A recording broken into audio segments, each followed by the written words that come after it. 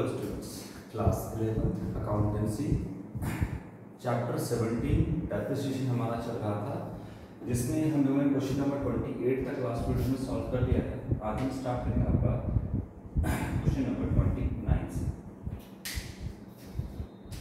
चलिए देखते हैं क्या करता है question number 29।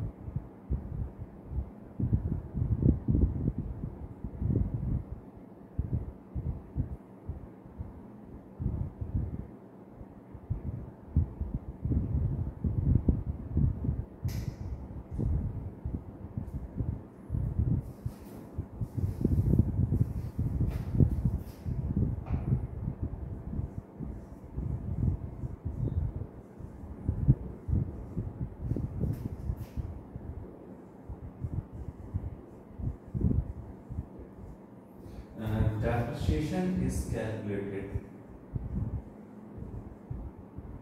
from the date.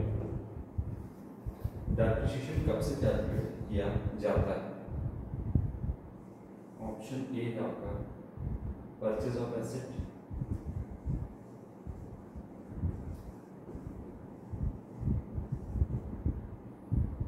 B हो गया आपका receipt of asset and business premises, receipt of assets and business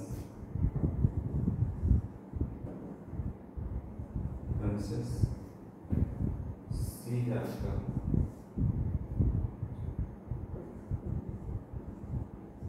asset put to use, और D हो गया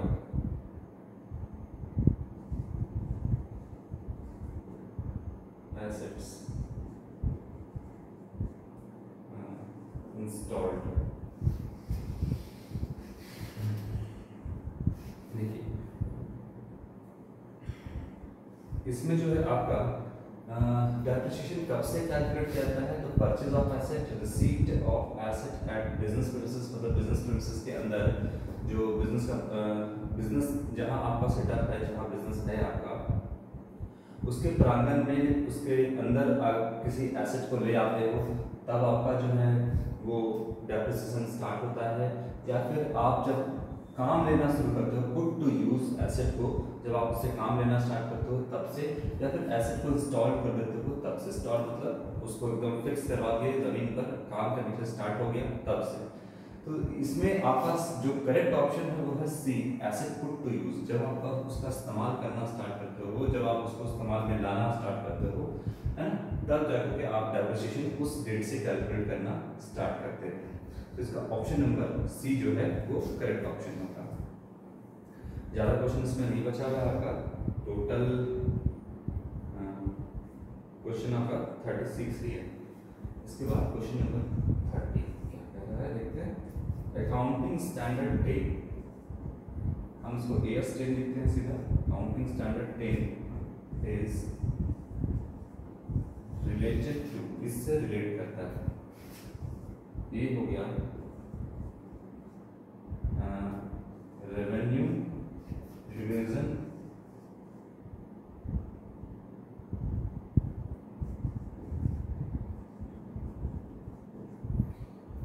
इसके बाद हो गया बी कहता है आपका valuation of stock,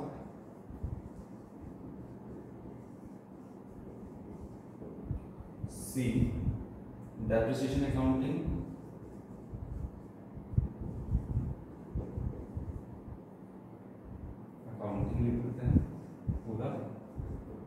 depreciation accounting और डी कहते हैं आपका लीज। बोलिए लीज का तो आपका होता है अकाउंटिंग स्टैंडर्ड 19, ठीक है ना। वैल्यूएशन ऑफ स्टॉक क्या हो सकता है बताइए। अकाउंटिंग स्टैंडर्ड आपका जो 10 है वो तो आपका डील करता है accounting for property plant and equipment, और जिसमें आपका डेप्रिसिएशन भी आता है। अगर डेप्रिसिएशन आप अलग से कहोगे तो डेप्रिसिएशन आपका जो है वो अकाउंटिंग स्टैंडर्ड 6 में आता है, ठीक है। और अगर आप वैल्यूएशन ऑफ स्टॉक की बात करोगे तो AS2 में वो है। बोलिए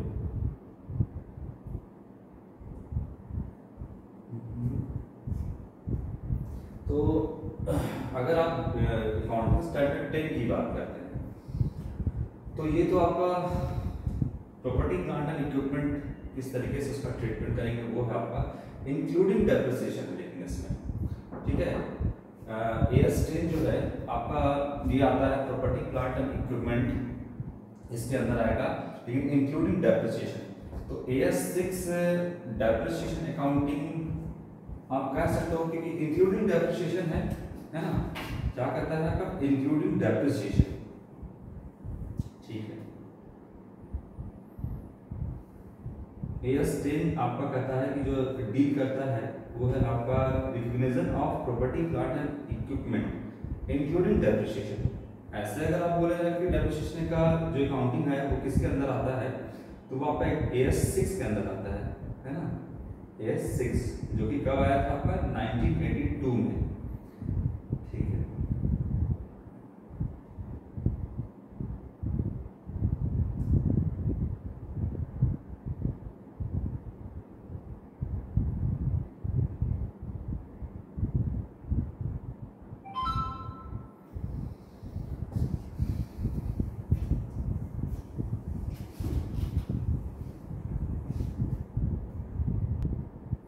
ठीक है, तो ऐसे अगर देखा जाए तो रेवेन्यू रिकॉग्निशन आपका AS9 में आता है। इनकम रिकॉग्निशन या बोलिए इसको रेवेन्यू रिकॉग्निशन। इसके बाद आपका वैल्यूएशन ऑफ इन्वेंट्री या फिर वैल्यूएशन ऑफ स्टॉक ये AS2 के अंदर आता है। अगर आप लीज और प्रॉपर्टी की बात करेंगे तो ये आपका AS19 में आता है, ठीक है ना।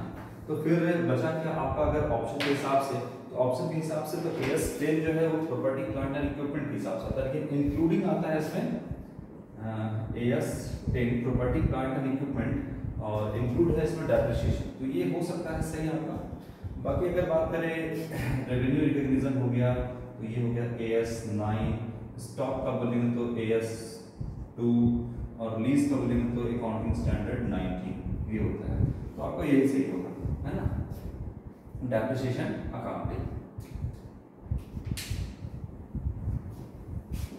ऑप्शन के हिसाब से यही है, लेकिन अगर साफ साफ इसको पूछना चाहिए था कि जो डेप्रिसिएशन अगर है वो किसके अंदर आता है AS6 के अंदर, और इसमें property plant and equipment AS10 और इंक्लूडिंग डेप्रिसिएशन ये भी इसके अंदर है, ठीक है। तो C नंबर आपका ऑप्शन इसमें सही होगा।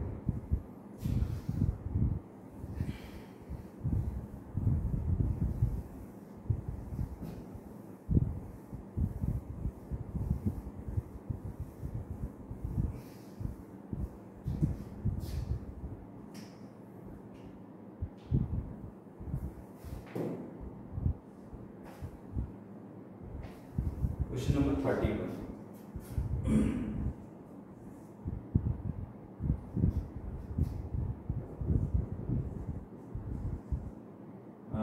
discarding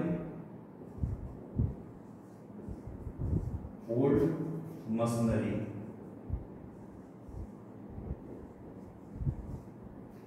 due to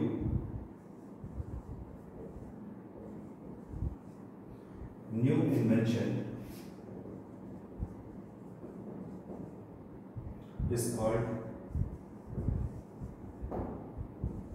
option A हो गया आपका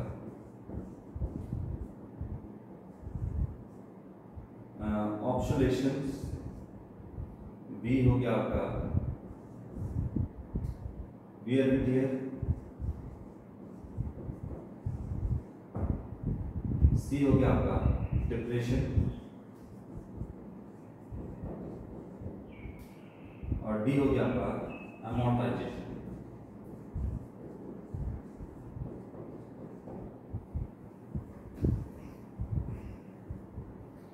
बोलिए इसमें क्या होना चाहिए आपका?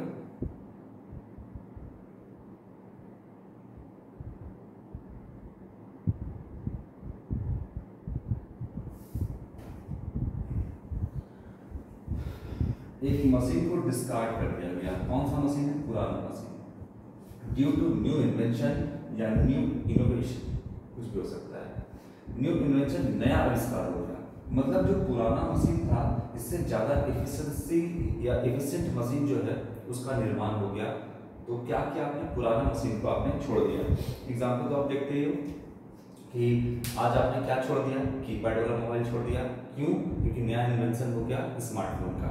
आप पहले जो बजाज चेतक या बहुत सारा स्कूटर आता था अलग अलग कंपनी का, जो स्कूटर आता था पहले, आपने आप स्कूटर को छोड़ दिया ड्यू टू न्यू इन्वेंशन। नया इन्वेंशन हो गया, मोटरसाइकिल आ गया, है ना, केटीएम आ गया, अलग अलग टाइप का बाइक आ गया, तो आपने क्या किया? स्कूटर छोड़ दिया। अब आप स्कूटर देंगे तो आप बोलोगे कि नहीं हम नहीं चलाएंगे। और कारण भी ये छोड़ने का, ना ही उसका रफ्तार उतना अच्छा था, ना ही वो उतना भरोसेमंद था। भरोसेमंद कह सकते हैं, लेकिन फिर भी हमने तो देखा है कि जो पुराना स्कूटर था वो क्या है कि बीच बीच में रुक रुक करके उसको, या फिर एक साइड झुका करके कभी स्टार्ट करना है, कभी रुक गया, कभी कोई कुछ प्रॉब्लम आ गया, है ना। तो जो पुराना स्कूटर था वो उतना एफिशिएंट नहीं था। आजकल का जो बाइक वगैरह है वो ज़्यादा भरोसेमंद है, लंबी दूरी तक जाता है, ज़्यादा एफिशिएंट है, और फ्यूल कंजम्पशन भी पुराने के मुकाबले नए में ज़्यादा अच्छा है। मतलब फ्यूल कंजम्पशन भी उसका बहुत कम है, बहुत अच्छा माइलेज देता है आजकल का। तो आपने क्या किया? डिस्कार्ड कर दिया इसको, पुराने मशीन को, ड्यू टू न्यू इन्वेंशन, नए आविष्कार के कारण। ठीक, तो ये क्या हो गया आपका? ऑब्सोलेंस हो गया आपका। ऑब्सोलेंस का मतलब कि प्रचलन से बाहर हो गया, तो आपका क्या हो जाएगा? Option A. Wear and tear के कारण नहीं, कोल माइंस में डिप्रेशन होता है, इंटेंजिबल फिक्स्ड एसेट का में आपका अमोर्टाइजेशन होता है।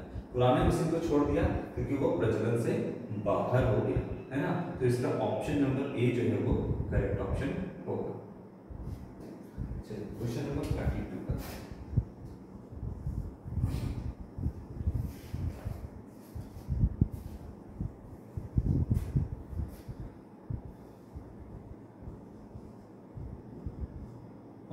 a machine is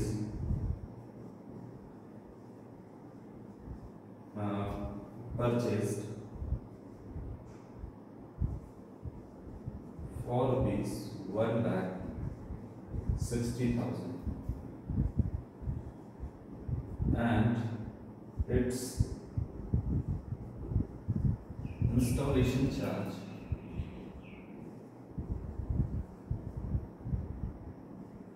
installation charges जो है वो रुपीज 20,000 है। ठीक है, if its scrap value,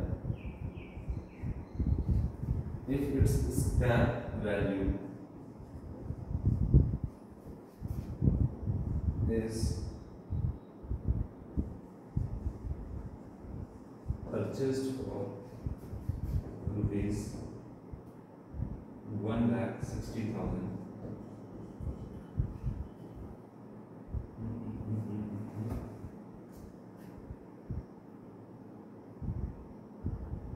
ठीक है, देखते हैं 1,60,000 है and its installation charge, तो लिख दिया एक ही चीज, गलत लिख दिया क्या? मशीन इज परचेस्ड आपका 1,60,000, इंस्टॉलेशन चार्ज लिखा है 20,000 और स्क्रैप वैल्यू लिखा है 1,60,000 और फिर कर रहा है इंस्टॉलेशन चार्ज प्लीज कर रहा है 20,000 और फिर स्क्रैप वैल्यू कर रहा है 12,000। दो मशीन है क्या?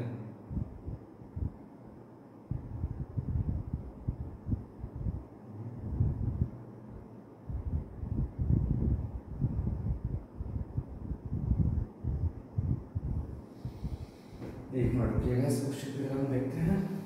ये जो है आपका कह रहा है 1,60,000 का मशीन है और इसकी स्थापना हिंदी में कह रहा है 20,000 है। ठीक है, हिंदी में मतलब ठीक कर रहा है, इसको हम हटा देते हैं। क्वेश्चन कुछ लग रहा है रिपीट कर दिया है। क्या करता है कि मशीन जो है वो कितने का है,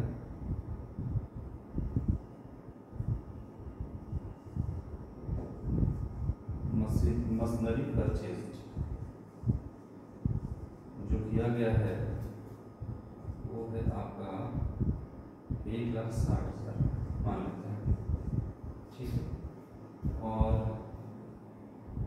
इसके बाद कह रहा है इसका इंस्टॉलेशन चार्जेस, इसको इंस्टॉल करने में, स्थापना करने में जो खर्च हुआ ये हो गया मान लेते हैं 20,000, ठीक है। और कहता है स्क्रैप वैल्यू, स्क्रैप वैल्यू हो गया आपका 12,000,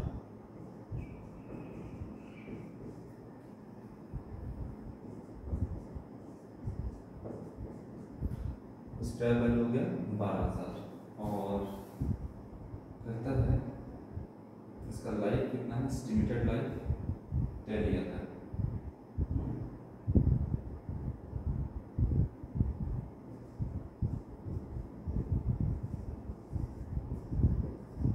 एस्टिमेटेड लाइफ 10 ईयर। तो फिर क्या कहता है, every depreciation as well fix instalment method में एवरी इंस्टॉलमेंट क्या होगा ये निकालने कहते हैं।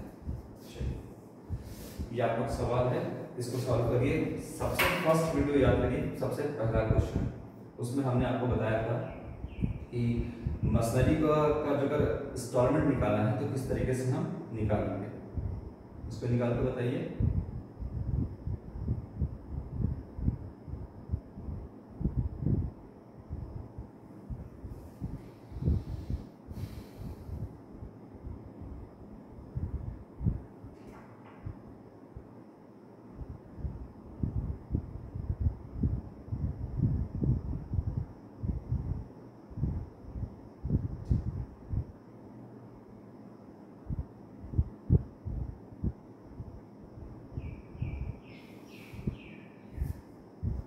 चलिए ऑप्शन दे देते हैं आप लोग को, फिर निकालेंगे हम लोग।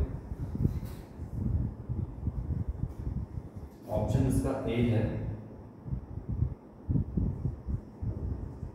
13,200, बी हो जाएगा आपका ₹19,200, सी हो जाएगा आपका ₹16,800 और डी हो जाएगा आपका ₹18,000। निकालिए आपका एनुअल डेप्रिसिएशन, सॉल्यूशन निकालते हैं।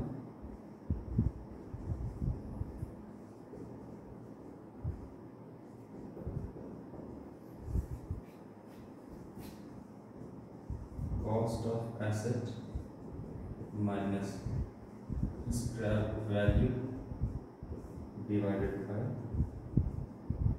एस्टिमेटेड लाइफ ऑफ एसेट या मशीन जो भी है। कॉस्ट कितना हो जाएगा, देखिए कॉस्ट क्या है, रनिंग कंडीशन में आने से पहले जो भी उस पर खर्च किया जाए उसका कॉस्ट है। तो मशीन परचेज किया और उस पर इंस्टॉलेशन, इसको फिक्स कराने में 20,000 रुपये लग गया, तो टोटल कॉस्ट कितना हो गया 1,60,000 और प्लस 20, 1,80,000 कॉस्ट पड़ा। हम 10 साल के बाद जब मशीन को बेचेंगे तो 12,000 रुपये में बिक जाएगा, ये हो जाएगा, पर डिवाइडेड बाय 10 कर देंगे। आपका क्या हो जाएगा, नंबर एस्टिमेटेड लाइफ कितना है आपका 10 साल, तो कितना आ जाएगा फिर ये आपका 1,80,000 में से 12,000 माइनस कर देंगे और डिवाइड कर 10 से कर देंगे, ठीक है। तो ये आपका आ जाएगा 16,800 रुपये, कितना जाएगा 16,800।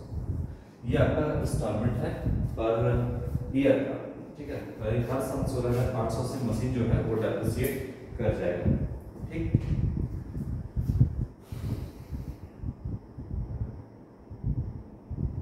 कितने से मशीन डेप्रिसिएट कर जाएगा हर साल 16,800 से,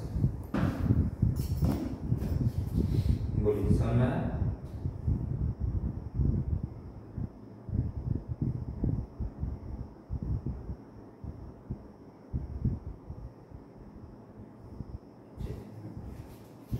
इसके बाद क्वेश्चन नंबर 32 के बाद 33।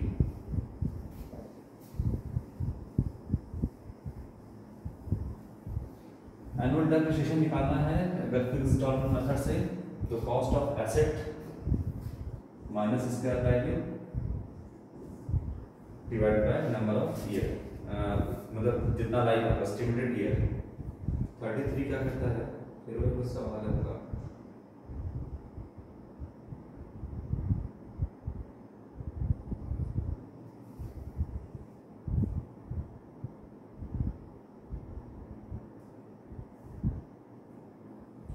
मशीन परचेस किया है 4 लाख का,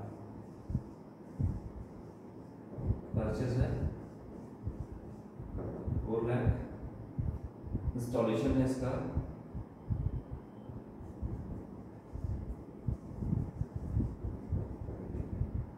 60,000, तो मशीन का कॉस्ट हो गया 4,60,000, माइनस कर देंगे स्क्रैप वैल्यू, ये हो जाएगा आपका 10,000, और कहता है जो डेप्रिसिएशन का रेट है वो कितना है 10% पर एनम। डेप्रिसिएशन का जो रेट है वो कितना है 10% पर एनम।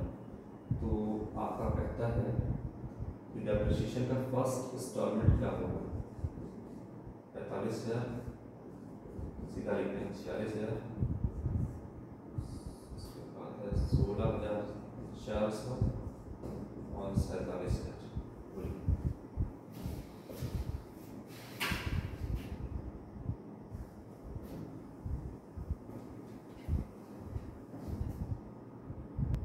तो इसका क्या आंसर हो जाएगा, आप साफ साफ बताइए कि इसका हो जाएगा आपका ऑप्शन नंबर ए 45,000 रुपीज़, ये होना चाहिए। यहाँ पर आपका एस्टिमेटेड लाइफ तो बताया नहीं है, इसका ज़रूरत भी नहीं है आपका। 33, अच्छा ये किस मेथड से कह रहा है, यूजफुल लाइफ ऑफ 10 ईयर है ना, 10% per annum diminishing balance method. First year का इंस्टॉलमेंट क्या हो जाएगा, तो फर्स्ट ईयर का आपका स्ट्रेट लाइन मेथड रहे या डिमिनिशिंग बैलेंस मेथड रहे, यही होगा आपका, बोलिए। डिमिनिशिंग बैलेंस मेथड से आपका कहता है कि डेप्रिसिएशन फर्स्ट ईयर का क्या होगा। ठीक है, तो चलिए इसको देखते हैं कैसे निकालते हैं। क्वेश्चन तो इतना ही दिया हुआ है। देखिए अगर हम डिमिनिशिंग बैलेंस मेथड से बोलते हैं तो वहाँ पर स्क्रैप वैल्यू को हम लेते नहीं हैं, तो उस केस में 4 लाख और प्लस इंस्टॉलेशन कॉस्ट हो गया मशीन का 4,60,000, और इसका अगर 10% करेंगे तो आएगा आपका 46,000 रुपये, 46,000 रुपीज़, जो कि आंसर आपका बी सही है। अच्छा, मान लीजिए कि अगर आपका स्क्रैप वैल्यू दिया हुआ है तो उस केस में एस्टिमेटेड लाइफ भी आपका यहाँ पर देना चाहिए। तो कॉस्ट ऑफ अगर हम बनाते हैं इक्वल इंस्टॉलमेंट या ओरिजिनल कॉस्ट मेथड से, तो कॉस्ट ऑफ एसेट कितना है 4,60,000 रुपये, दोनों को मिला करके कॉस्ट ऑफ एसेट, इसमें से माइनस करेंगे आपका स्क्रैप वैल्यू कितना है 10,000, और एस्टिमेटेड नंबर ऑफ ईयर मान लीजिए होता जो भी, अगर 10 साल होता तो 10 साल हम लेते हैं। दूसरा एग्जाम्पल से देखते हैं, मान लीजिए कि पहले हम चलते हैं ओरिजिनल कॉस्ट मेथड से, पहला method original cost method. Just मानते हैं कि एक एसेट है, मशीन भी है, जिसका दाम 10,000 है और स्क्रैप वैल्यू कितना है 2,000, और एस्टिमेटेड नंबर ऑफ लाइफ कितना है आपका 10। ठीक, तो एनुअल डेप्रिसिएशन क्या हो जाएगा इसका 8,000 डिवाइडेड बाय 10, ये हो जाएगा आपका 800 रुपये एनुअल डेप्रिसिएशन। ठीक, अच्छा अगर हम बोलेंगे कि रेट कितना है, अगर हम स्ट्रेट लाइन SLM मेथड में बोलेंगे तो SLM मेथड, अगर हम बोलते हैं कि रेट क्या है, तो रेट निकालने के लिए क्या करेंगे, जितना एनुअल डेप्रिसिएशन आया है cost of asset 10,000 into 100, 8% per annum जो है वो डेप्रिसिएशन का रेट है, ये निकलता है। ठीक, और अगर यहाँ पर 8% रेट है डेप्रिसिएशन का, तो 10,000 का अगर हम निकालेंगे 8% तो कितना आएगा 800 रुपये आएगा। ये अगर 10,000 का हम 8% करेंगे तो फर्स्ट ईयर का भी डेप्रिसिएशन उतना ही आएगा, सेकंड ईयर का भी डेप्रिसिएशन आपका उतना ही आएगा। बोलिए आया। तो ये है आपका देखिएगा स्ट्रेट लाइन मेथड, अगर हम बात करें कि रेट 8% है ना, तो कॉस्ट ऑफ एसेट कितना है? अगर written down value method WDV method की बात करें, WDV मेथड की, ठीक है, तो कितना है? मशीन का दाम 10,000 और इसका कितना परसेंट? 8%। तो फर्स्ट ईयर का इंस्टॉलमेंट कितना होगा? 800 रुपया ही होगा रिटन डाउन में भी, यानी आपका straight line method and written down method का फर्स्ट इंस्टॉलमेंट बिल्कुल सेम होता है, ठीक। लेकिन यहाँ पे नंबर ऑफ ईयर तो बताया नहीं है और इसका वैल्यू तो हम इसमें लेंगे नहीं। तो इस केस में आपका देखिएगा कि 4,60,000 कॉस्ट ऑफ एसेट, इसका 10% सीधा निकाल कर देंगे, हम निकाल देंगे तो आपका 46,000 रुपया ही आता है। ये ऑप्शन नंबर बी ठीक होगा।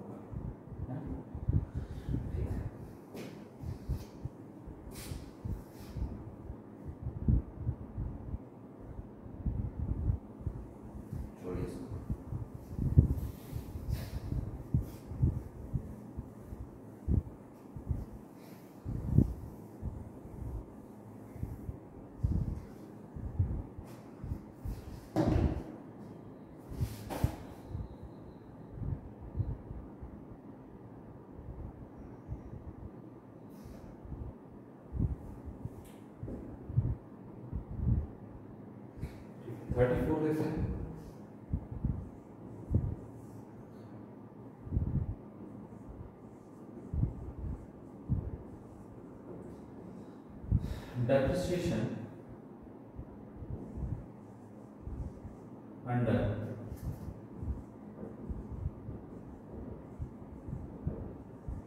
diminishing balance method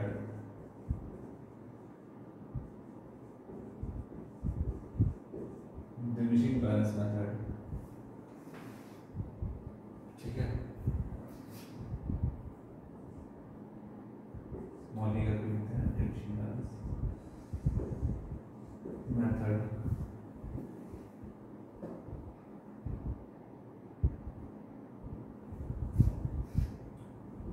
is calculated, option A, on the purchase price of the asset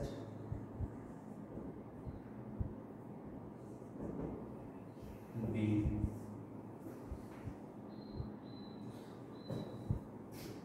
on the closing balance of asset, सीधा लिखते हैं closing balance of an asset C, opening balance पे और D market value, बोलिए market value किस पर जो है डेप्रिसिएशन डिमिनिशिंग बैलेंस मेथड से किस पर हम जो है डेप्रिसिएशन को कैलकुलेट करते हैं? Depreciation under diminishing balance method is calculated, किस पे कैलकुलेट करते हैं? Purchase price of the asset पे, जिस पे परचेस किया, क्लोजिंग पे, ओपनिंग पे या मार्केट वैल्यू पे। तो यहाँ पर ओपनिंग क्लोजिंग लिखने के बजाय ज़्यादा अच्छा होता लिखता बुक वैल्यू पे, है ना। जैसे मान लो कि आपका 10,000 का कोई मशीन है, 10% डेप्रिसिएशन का रेट है, तो पहला लगेगा पहला साल 1,000 डेप्रिसिएशन, तो ये हो गया आपका 9,000, दूसरा साल लगेगा आपका 900 रुपया, तो 8,100 रुपया। इस तरीके से डेप्रिसिएशन जो है घटता जाएगा, है ना। तो अब जो है ये किस पे लगा है? ये 9,000 क्या है? बुक वैल्यू है। ये 8,000 क्या है? ये आपका बुक वैल्यू है। ज़्यादा अच्छा होता बुक वैल्यू पे, लेकिन घटते हुए आ रहा है। तो जैसे आप जब डेप्रिसिएशन अकाउंट बनाओगे तो इधर आ जाएगा आपका क्लोजिंग बैलेंस और फिर वो उठ करके आएगा 9,000 मान लो है ना, 9,000, तो ये हो जाएगा ओपनिंग बैलेंस। तो ऐसे ऐसे डेप्रिसिएशन जो है मशीनरी अकाउंट को या जो भी एसेट अकाउंट है उस पर यहाँ पर लगता जाता है। तो करेक्ट ऑप्शन इसका होगा हमेशा ओपनिंग बैलेंस पे, मतलब कि आपने बैलेंस क्लोज किया, फिर नेक्स्ट ईयर कितना हुआ 9,000, फिर बैलेंस क्लोज किया, फिर नेक्स्ट ईयर ओपनिंग बैलेंस कितना हुआ 8,100, तो ओपनिंग बैलेंस पे लगता जाएगा। ज़्यादा अच्छा दिखता है यहाँ पे कि बुक वैल्यू, ठीक है।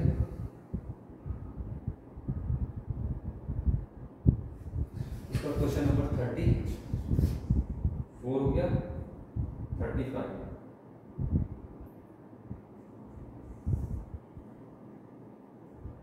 में क्या है, loss on sales of asset is debited to, कहाँ डेबिट करते हैं, तो सीधा लॉस हो गया, loss on sale of asset, इसको बोलता है डेबिट करेंगे, कहाँ डेबिट करेंगे, तो प्रॉफिट एंड लॉस अकाउंट में आपका होता है, इस साइड पर है डेबिट और ये होता है आपका क्रेडिट। डेबिट साइड में जो भी एक्सपेंस है या लॉस है इधर लिखते हैं, तो आपका यहाँ पर हो जाएगा आपका लॉस जितना भी है, loss on sales of machinery हम डेबिट साइड में दिखाएंगे, जितना भी एक्सपेंस और लॉस किधर आता है, डेबिट साइड में, जितना भी एक्सपेंस है और लॉस है वो डेबिट साइड में, जितना भी इनकम है या फिर गेन है वो क्रेडिट साइड में आता है। तो बोलता है कि loss on sales of fixed asset किधर आएगा, डेबिट साइड में, अगर बोलता है gain on sales of fixed asset तो वो किधर आता है, क्रेडिट साइड में। 35 हो गया,